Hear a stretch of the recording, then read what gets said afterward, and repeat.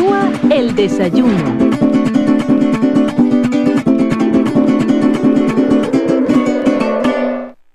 En Venezuela, la industria automotriz está al borde de la muerte. Hoy es casi imposible encontrar autos nuevos o refacciones. La Cámara venezolana lamenta que en este año la producción cayó casi un 90% y se ensamblaron apenas 330 vehículos para una población que supera los 30 millones de habitantes.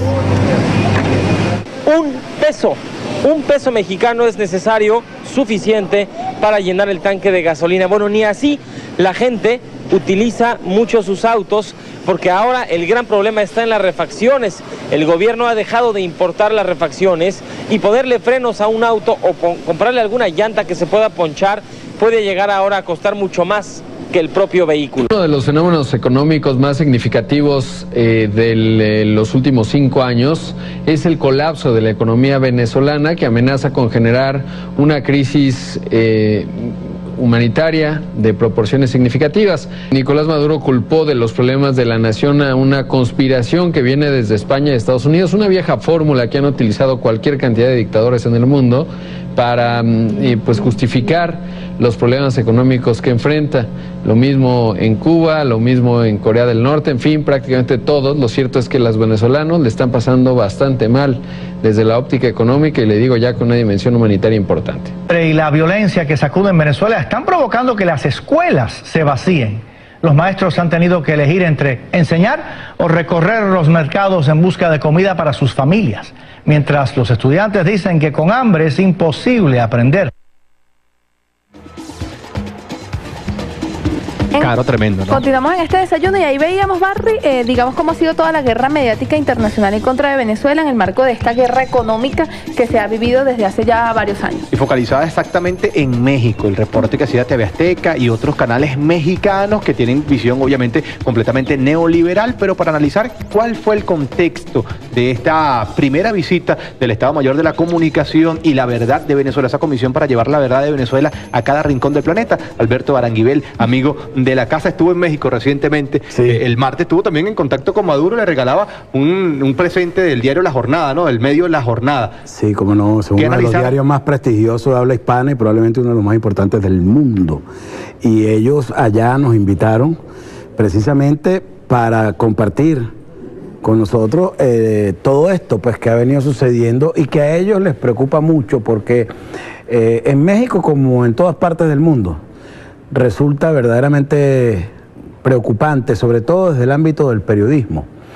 que a través del uso indebido que se está haciendo, sobre todo en Venezuela, coordinado desde Venezuela, todo este proceso de distorsión que se está dando, hay una amenaza real a la democracia, al modelo democrático contemporáneo en el mundo, porque como sabemos, el neoliberalismo, el modelo capitalista, no tiene viabilidad, se está agotando, se está viniendo abajo y se sustenta sola, única y exclusivamente en los medios de comunicación que sabemos están en manos de los sectores hegemónicos. Entonces esa realidad, que es la de los estertores de muerte que tiene el capitalismo, nos está afectando a nosotros de manera directa, porque es Venezuela quien está demostrándole al mundo no solo que es posible un modelo de justicia y de igualdad social como el que ha planteado la revolución bolivariana aquí, y es constatable en los hechos reales de incremento del bienestar de la población, el incremento del desarrollo humano, el incremento del acceso de las grandes mayorías a los servicios y a los recursos del Estado, sino que además tiene la inmensa potencialidad de demostrarlo ante el mundo entero, con lo cual se inspirarían los pueblos del mundo en relación a este fenómeno que estamos nosotros denunciando. Entonces ellos nos llamaron, los medios en general nos recibieron con mucho beneplácito, primero por la ancestral cordialidad y amabilidad de los mexicanos, sobre todo con los pueblos latinoamericanos. México ha sido referencia siempre de solidaridad con nuestros pueblos, y eso por mucho que allí hay un modelo neoliberal que trata de imponerse, probablemente de manera más férrea, más profunda, más aguda y más devastadora que lo que estamos acostumbrados a ver en los últimos años. Estos estertores de muerte del capitalismo sabemos que han hecho de verdad desastres, ¿no?, con las posibilidades de los trabajadores, por ejemplo, en Grecia, en España, en los mismos Estados Unidos y en otros países del ámbito capitalista, sino que en México se está dando de manera más brutal y salvaje, sobre todo porque allá la mayoría de la población es población indígena. Así es. Y entonces el maltrato al indígena es algo que el neoliberalismo, a través de los medios de comunicación, a través del tiempo, ha logrado colocar como que eso es algo natural, como que eso es algo que debe ser aceptado, como una norma, pues, de convivencia en la sociedad capitalista. Y eso, por supuesto, hace que nosotros muchas veces no veamos bien cuál es esa terrible realidad que sucede allá. Nosotros la constatamos. Nosotros estuvimos no solo en los espacios de las altas esferas, de la política y de los medios de comunicación, como lo estuvimos en todos los espacios, fuimos recibidos, para decirles algo, por la directiva del Parlamento mexicano. Ellos llaman el Congreso de la Unión, sino que además fuimos recibidos por la Comisión Delegada, y fuimos recibidos en general por senadores y diputados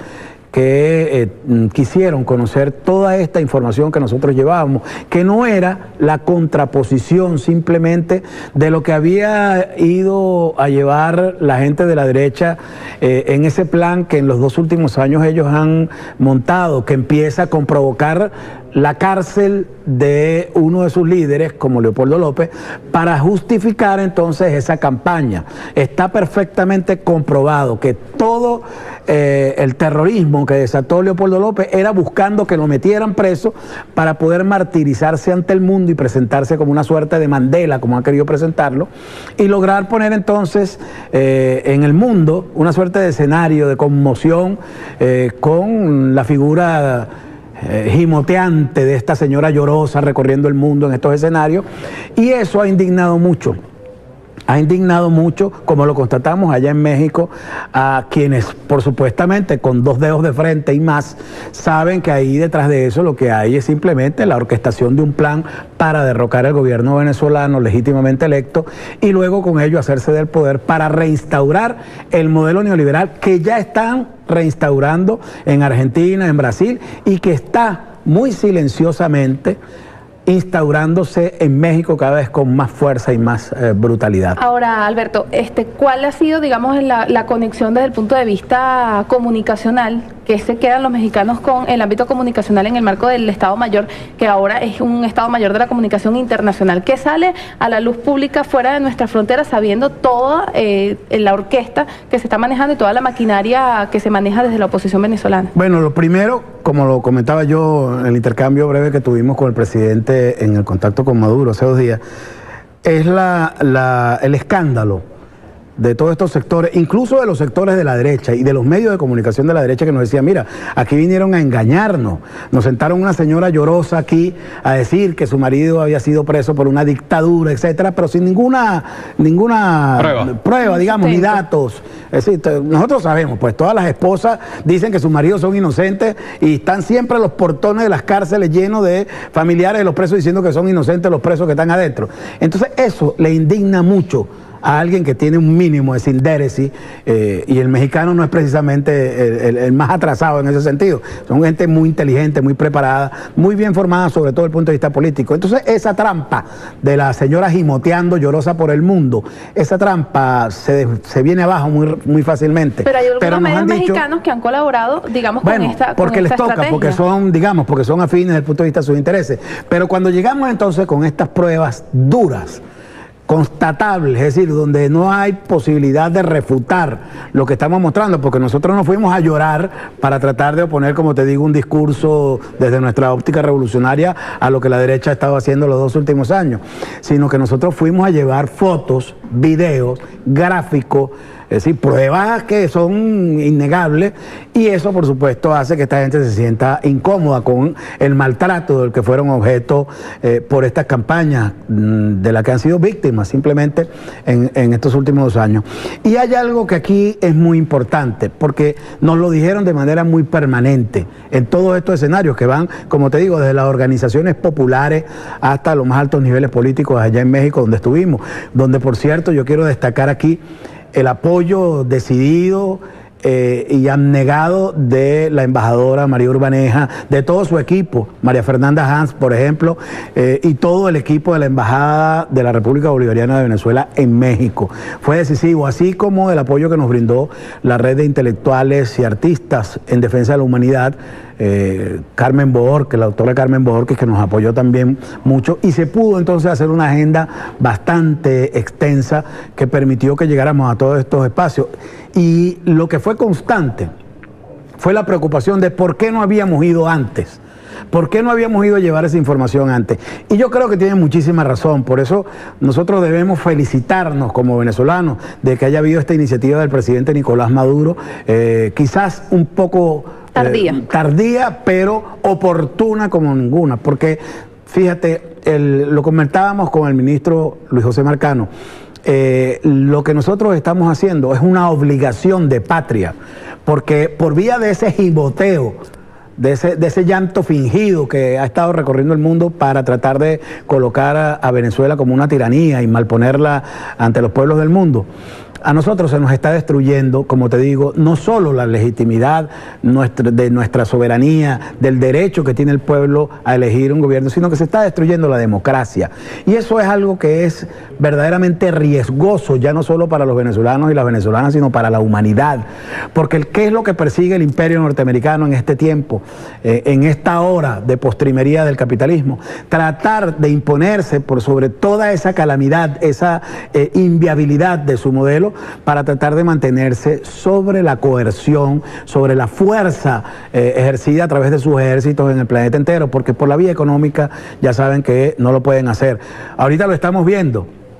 En la clausura de la Convención Demócrata, una de las más bochornosas que se ha visto en la historia, una cosa sin precedentes por el cinismo, el descaro y la pretensión de engañar a la gente de nuevo en el mundo entero,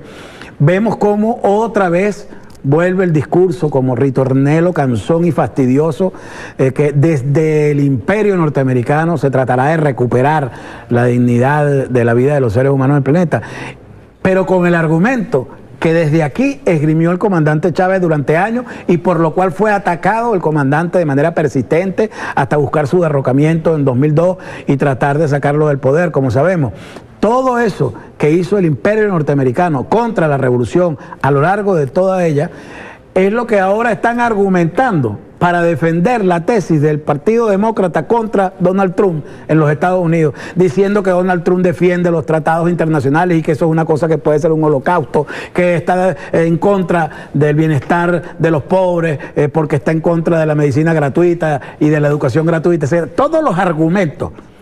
que la revolución le ha opuesto aquí al fascismo de la derecha son lo que está utilizando la señora Hillary Clinton para defenderse de Donald Trump. Entonces, tú te das cuenta de cuál es el extremo al que está llegando hoy la humanidad, que ya lo había advertido en su momento Fidel Castro. Ustedes recuerdan cuando habló de que la humanidad está en riesgo y que fue tan comentado por el comandante Chávez. Bueno, en esa situación es en donde estamos. Por eso esta verdad que nosotros llevamos